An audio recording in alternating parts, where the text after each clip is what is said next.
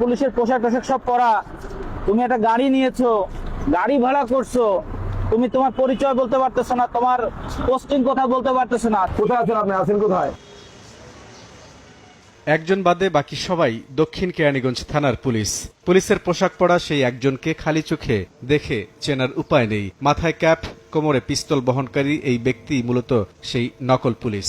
পুলিশের স্টিকার দেখা যাচ্ছে, আর দেখি পিস্তলও আছে। দেখি কেরানীগঞ্জে নিয়মিত চেকপোস্ট চলাকালীন সময়ে পুলিশের নজরে আসে একটি প্রাইভেট কার। পুলিশ লেখা গাড়িটির পেছনের সিটে তারা একজন সাব ইন্সপেক্টরকে দেখতে পান।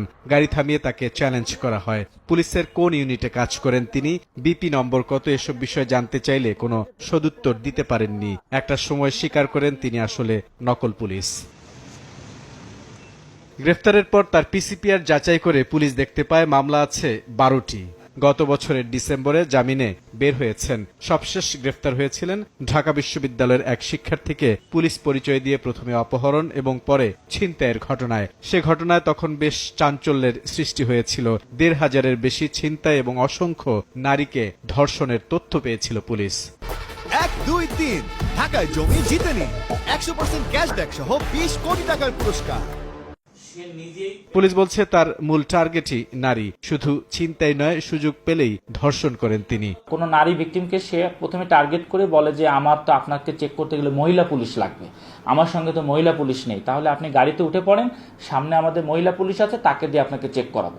তখন সে কনভিন্সড হয় যে না, এ তো আসলে পুলিশ। উঠিয়ে এবার বিভিন্ন নির্জন জায়গায় গিয়ে এই নারীর যত অলংকার, নগদ টাকা পয়সা সবকিছু হাতিয়ে নিয়ে তাকে একটা নির্জন জায়গায় ফেলে দেয়। রাজধানীর 2টি হোটেলে মাসের পর মাস রুম বুকিং করে রাখার পাশাপাশি আলিশান বাড়িও তৈরি করেছেন শাকিল ওরফে রুবেল। তার 2টি বাসা, একটা হচ্ছে আমাদের কেরানীগঞ্জের হাসনাবাদে, আরেকটি বাসা হচ্ছে যাত্রাবাড়িতে, এবং 2টি বাসাই ওয়েল ডেকোরেটেড, অর্থাৎ এখানে আসবাবপত্র সবকিছুই আছে।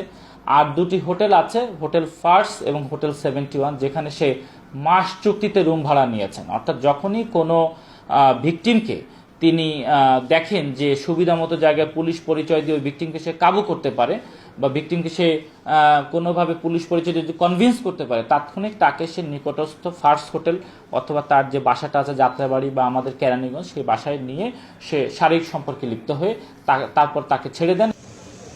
ঈদ সামনে রেখে নতুন পরিকল্পনা নিয়ে ছিনতাইয়ের উদ্দেশ্যে মাঠে নেমেছিলেন শাকিল, এমন তথ্য পেয়েছে পুলিশ। বুলবুল রেজা, সময় সংবাদ, ঢাকা।